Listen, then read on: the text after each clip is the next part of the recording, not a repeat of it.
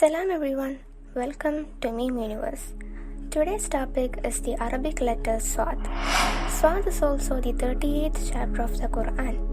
Swad means taste in languages like Malayalam and Sanskrit. The word taste is related to mouth. If we look at the anatomy of the human mouth, we can see the letter Swad in it. Interesting, isn't it? In the first verse of chapter Swad, Lord says, Swad, by the Quran containing the remembrance.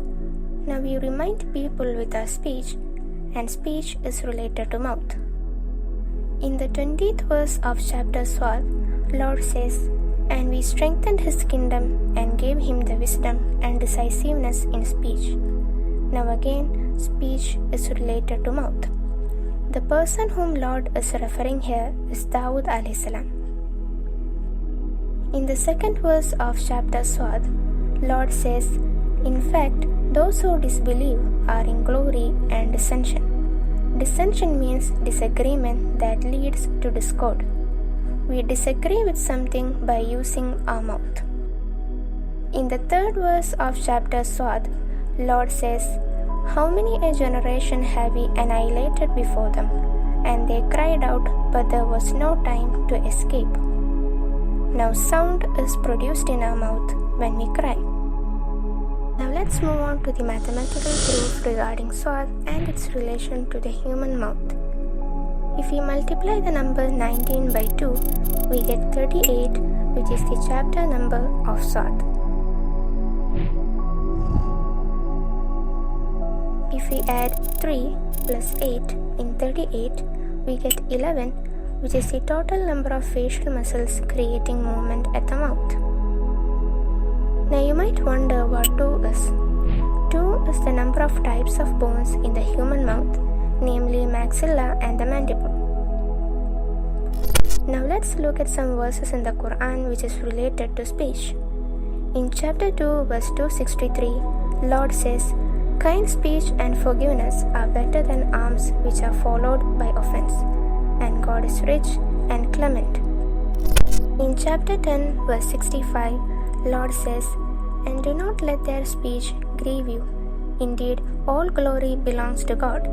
He is the hearer, the omniscient. In chapter 17 verse 23, Lord says, and your Lord has decreed not to worship except Him, and be good to the parents. Whether one of them reaches old age with you, or both of them, then do not say to them, now shall you rebuff them, but speak to them a noble speech. Since our bodies are over 70% of water, we have to ensure that our speeches are positive, because sound travels faster through water than air, and negative words can impact us on a cellular level. In chapter 41 verse 33, Lord says, and who is better in speech than one who invites to God and adds righteous and says, indeed, I am of the submitters. In chapter 4 verse 148, Lord says, God does not like the loudness of speech with evil, except one who has been wrong, and God is hearing and omniscient. In chapter 7 verse 205, Lord says, and commemorate your Lord within yourself by imploring and secretly below the loudness of the speech, in the mornings and before sunsets, and do not be among the heedless. Let's look at some verses in the Quran related to food. In chapter 7 verse 31, Lord says, O children of Adam, take your adornment to every mosque, and eat and drink, but do not waste. Indeed, He does not like the profligates. In chapter 6 verse 141, Lord says, and He is the one who established gardens, trellised and untrellised, and date palms and plantains, which have different kinds of food, and olives and pomegranates, similar and dissimilar. Eat from its fruit when it fructifies, and give its due on the day of its harvest, and do not waste.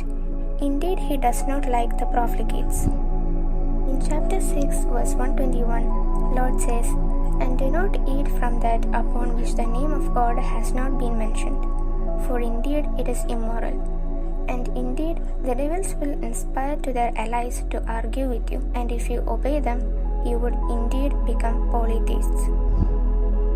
In chapter 5, verse 3, Lord says, "Unlawful to you is dead animal, blood, the meat of pig, and what has been offered to other than God, and the strangled animal, the fatally ill animal, the deteriorated animal, the butted animal, and that which the predatory beast has eaten, except what you slaughter. But do not sacrifice for an idol to conjure with divination arrows. That is immoral. Today, those who disbelieve have despaired of your religion. So do not fear them, but fear me. Today, I have perfected your religion for you, and completed my blessing upon you, and have approved the submission as a religion for you. But whoever is compelled during hunger without being inclined to sin, then indeed God is forgiving and merciful." In chapter 6, verse 145, Lord says, "Say, I do not find in what has been inspired to me any food outlawed upon ingesting it, unless it be a dead animal, or blood poured out, or the meat of pig. For indeed it is filthy, or to be sinfully offered to other than the God. But whoever is compelled without desiring nor trespassing, then indeed your Lord is forgiving and merciful."